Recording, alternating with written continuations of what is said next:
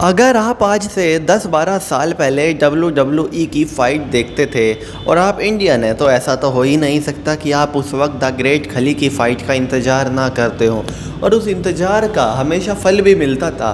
कैसे the great खली लतियाते थे अंडरटेकर को, कैसे छाती पे गुट मार देते थे बिग शो की और कैसे उनका छाती पे पड़ा एक थप्पड़ केन को चित कर देता था। यह कहानी है ग्रेट खली के उस वक्त की जब उनसे फ़ाइट करने से भी लोग डरते थे और सिर्फ उनकी एक कमज़ोरी थी कि उनके पैर एक बार उनको गिरा दो तो फिर उनसे खड़ा नहीं हुआ जाता था और इस वजह से वो बहुत सी फ़ाइट हारे। लेकिन हारने से पहले वो दूसरे फाइटर के पसीने निकाल देते थे और उसको नानी याद दिला देते थे रिंग में।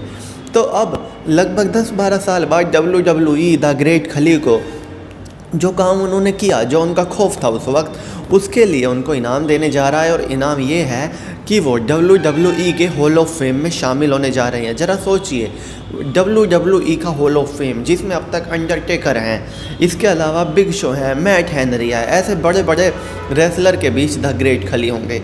हालांकि उनको बड़े बड़े कहना और ग्रेट खली से कंपैरिजन करना गलत है क्योंकि खली भी तो बड़े रेसलर ही थे अपने वक्त के।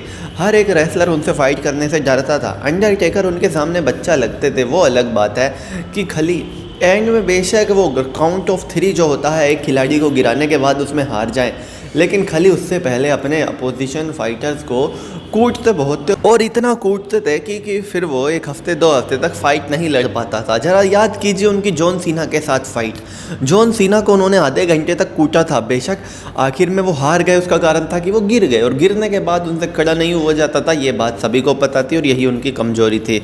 लेकिन सिर्फ एक कमज़ोरी थी और मजबूती बाकी इतनी थी कि बाकी सारे फाइटर्स के सभी दाव द ग्रेट खली यानी कि दिलीप सिंह के सामने फेल हो जाते थे।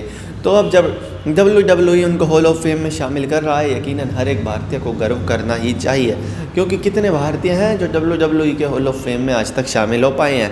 एक भी नहीं। तो पहले हैं द ग्रेट खली और एशियन भी बहुत कम है क्योंकि जो फाइट में ज़्यादातर हमेशा अमेरिका के फ़ाइटर और जमैका के फ़ाइटरों का बोलबाला रहा। लेकिन एक इंडिया से लड़का गया जिसका नाम था दिलीप सिंह, उसको इंग्लिश बोलनी नहीं आती थी, लेकिन उसने जाकर सभी अंग्रेज़ फाइटरों को इतना कूटा कि आज 10-12 साल बाद, जब इन बात को 10-12 साल हो गए, उनको हॉल ऑफ फेम में शामिल किया जा रहा है। हालांकि इसका एक बड़ा कारण ये भी है कि WWE की लोकप्रियता काफ़ी कम हुई है इंडिया में पिछले काफ़ी बीते सालों में।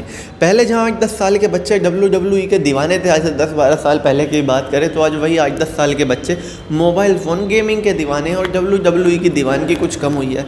और उस दीवानगी को वापस लाने के लिए भी एक इंडियन फाइटर को WWE का हॉल ऑफ फेम में डाला जा रहा है। अगर आप 90s कीड़ हैं तो आपको तो याद ही होगा कैसे आपके स्कूल में और स्कूल की बसों में WWE की बातें हुआ करती थी, रे मिस्टीरियो और द ग्रेट खली, अंडरटेकर की बातें हुआ करती थी। लेकिन आज वो वक्त नहीं और WWE यकीनन उसी वक्त को वापस लाना चाहता है। तो चलिए दोस्तों, मैं चीनू दहिया फ़िलहाल इस वीडियो के लिए इतना ही। आगे भी इसी तरह की देश दुनिया बॉलीवुड और खेल की तमाम खबरों के लिए बने रहिए द चौधरी के साथ। जय माता दी।